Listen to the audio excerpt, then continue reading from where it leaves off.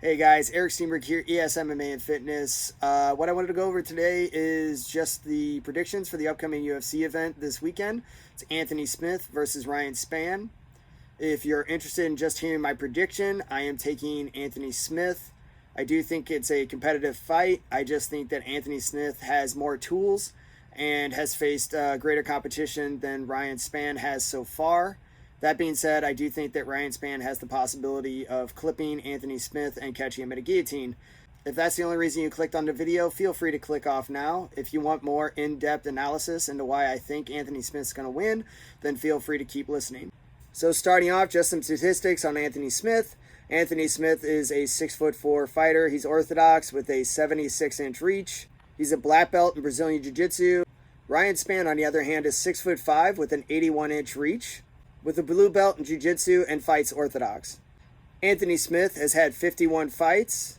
His record is 35-16 with 19 KOs and 13 submissions. Ryan Spann has had 25 fights.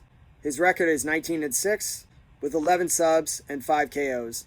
Ryan Spann's biggest wins are Little Nog and Misha Kirchhoff. Anthony Smith, on the other hand, has literally fought the who's who of MMA. He has fought Andrew Sanchez, Hector Lombard, Thiago Santos, Rashad Evans, Shogun Rua, Volkan Ozdemir, Alexander Gustafsson, Glover Teixeira, and of course John Jones, who we went 5 rounds with. Both fighters started their career at middleweight and went up to light heavyweight, which is insane considering how big both these guys are even at light heavyweight. Currently, Smith is a 160 favorite and Spann a 145 underdog. What does Spann do well? He's very heavy-handed and he has an extremely long reach. He throws a very good 1-2 and he can catch guys as they come in. He's good at grinding guys against the cage and wearing them down with his size and strength. He also has a vicious guillotine. Spann has a lot more power in his hands than his record would suggest. The reason that he has 11 subs is because he's usually beating the hell out of the guy before he subs him. A lot of times he hits a hard 1-2, the guy goes in for a crappy shot, and he ends up getting guillotined by an 81-inch reach man. This is actually something I could see happening to Anthony Smith. I think if Spann wins, it's probably because he was able to land his 1-2 consistently, hurt Smith into doing something stupid wrestling-wise, and he gets caught in a guillotine. Or he drops Smith and gets on top and rains some of his vicious ground and pound he has. That being said, some of the stuff that Ryan Spann does badly is he doesn't really throw kicks. Also, his footwork isn't great. On top of that, the level of competition that he's faced is not the greatest, and when he's caught up in competition, he's lost. Ryan Spann has won 9 of his last 10 fights with 7 finishes, but Anthony Smith is incredibly hard to finish and very, very tough and durable. Some of the stuff that Anthony Smith does well is follow a game plan.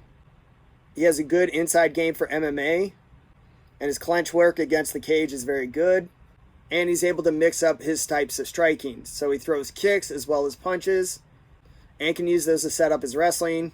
His jiu-jitsu is very good, as you can see in the Gustafsson fight. I think if this fight ends up going to the ground, Anthony Smith has a pretty heavy advantage, unless, of course, Anthony Smith comes in with his head low and into a guillotine. For Anthony Smith to win this fight, I think he keeps it at range, mixes up his strikes, and basically makes it hard for Spann to get in. Spann's fighting style is pretty basic. He doesn't switch his stance. He doesn't throw a lot of kicks. He has good counter 1-2s. And again, like I said earlier, is very heavy-handed. But I think if you come in and mix up what you're doing, use a lot of footwork on him, he's going to have a hard time, which will result in him getting frustrated and coming in more wild and getting clipped.